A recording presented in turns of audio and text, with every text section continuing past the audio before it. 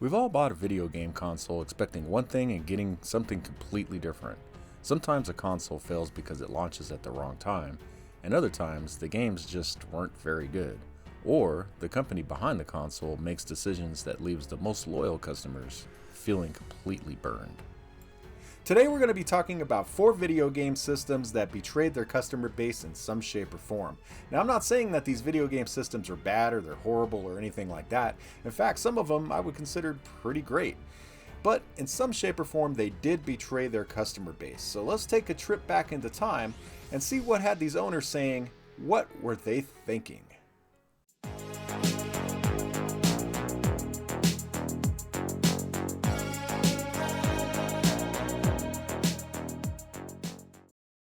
When Atari released the Atari 5200 in 1982, they had a problem.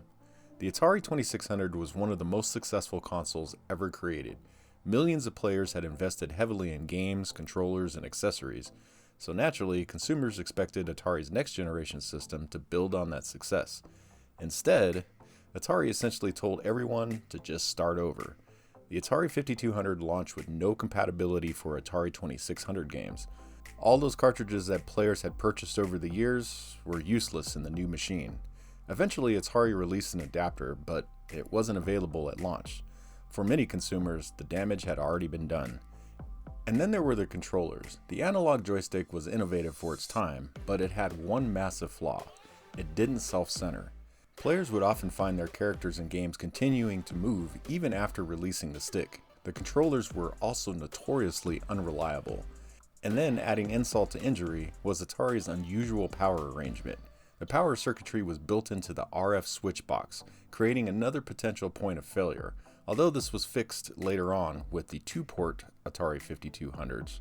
But the result was a system that felt disconnected from the customer base Atari had spent years building.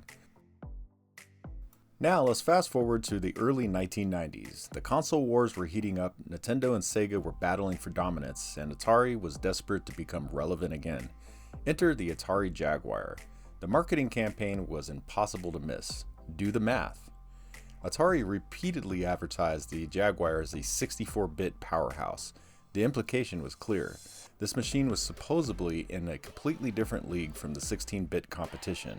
The problem was that the real-world results didn't always match the advertising.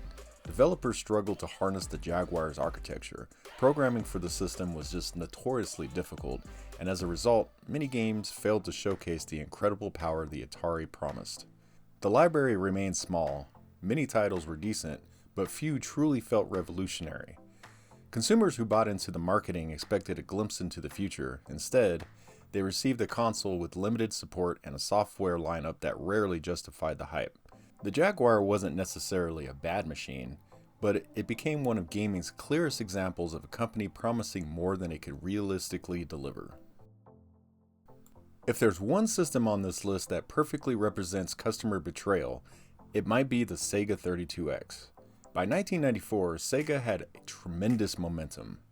The Genesis was hugely successful. Then Sega introduced a new add-on promising to extend the life of the Genesis and deliver next-generation experiences. They released the 32X. Now, the 32X wasn't cheap.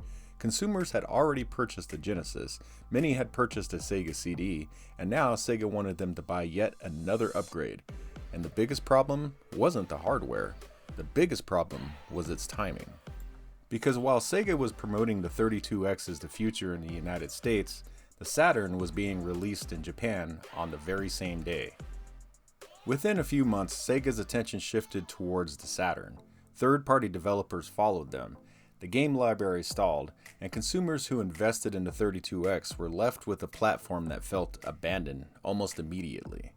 Imagine spending your hard-earned money on a brand new gaming device only to discover that the company selling it had already moved on from it. And this killed consumer confidence with the Sega brand, not only with consumers, but with big box retail stores as well. Because of the 32X and Saturn fiasco, a lot of these big box stores didn't even sell Sega products during this time, which some say led to the failure of the Dreamcast and Sega leaving the console market altogether. And that's why so many retro gamers still view the 32X as one of Sega's biggest mistakes. Not because the hardware was terrible, but because Sega asked consumers to invest in a future that just didn't exist.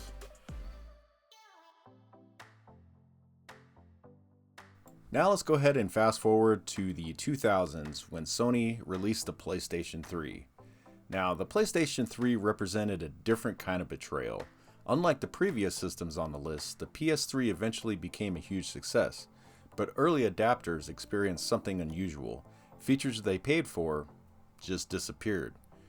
The original PlayStation 3 models offered backward compatibility with PlayStation 2 games. For gamers with large PS2 collections, this was a major selling point. Later revisions removed that capability. While disappointing, that wasn't the biggest controversy. That honor belongs to the Other OS feature. Sony marketed the ability to install Linux on the PS3. Some consumers purchased the system specifically because of this functionality. Researchers used it, hobbyists used it, and technology enthusiasts like myself loved it.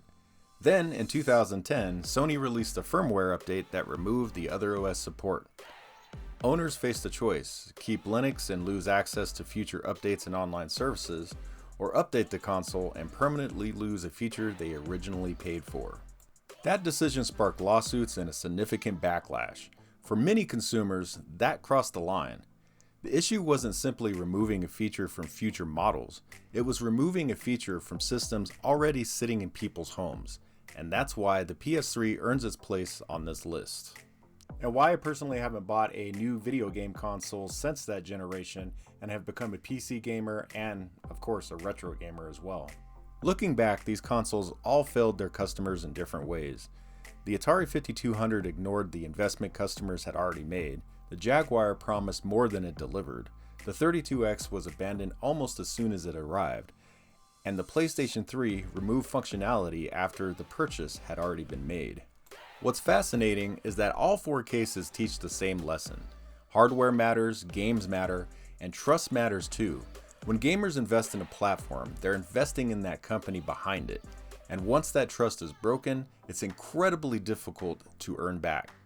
Do you think that there's any other video game consoles that should have been on this list, or do you agree with this list? If you do, or if you don't, go ahead and put down in the comments and let me know. I'd like to hear about any other systems that you guys think may have betrayed the consumer at the time. Now, these ones are from my personal experience and what I experienced growing up and buying these game systems. So my experience is different than somebody else. So yeah, definitely put down in the comments below, guys, and let me know what other systems you think should be on this list, and maybe we'll do a part 2 of this video.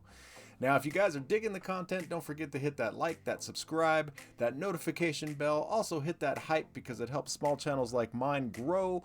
Also, if you want to help support the channel, consider becoming a member or leaving a super down below. All right, guys, I'm going to go ahead and get out of here. You guys have a great one. Peace out, you guys. Game over, man. It's game over.